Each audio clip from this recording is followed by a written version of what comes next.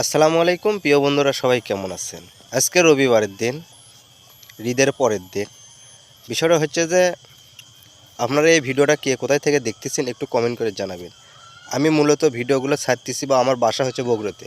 আপনারা বগুড়ার এলাকার কে কে আসছেন একটু বগুড়ার লোক যারা তারা একটু কমেন্ট করে জানাবেন, এবং বগুড়ার বাইরে যারা কে কোন জেলা থেকে দেখতেছেন তারাও একটু কমেন্ট করে জানাবেন। এই জন্যই বলতেছি বগুড়ার লোক কারা কারা দেখতেছেন, বা বগুড়ার লোকগুলো সদরের লোক, বগুড়া সদরের লোক। কারণ আপনারা জানেন আগামীতে এপ্রিল মাসের 9 তারিখে বগুড়াতে আবার নির্বাচন।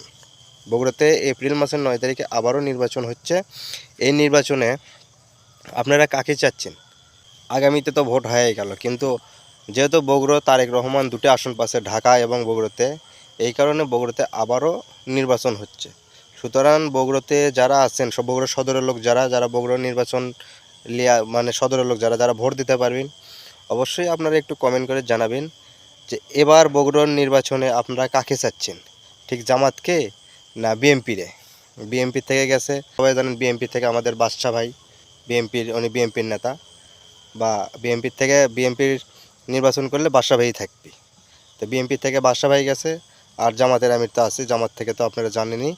তো আসলে এবারকার ভোটটা আপনারা বগুড়া বগুড়া সদরের যারা আপনারা লোক, আপনারা কারা কাকে ভোট দিতে চাচ্ছেন বা কাকে সাপোর্ট করতেছেন একটু কমেন্ট করে জানিয়ে দেবেন, তাহলে একটু ভালো লাগে। আমি দেখতে চাই আসলে কে কার প্রিয় লোক, কে কাক ভালোবাসে।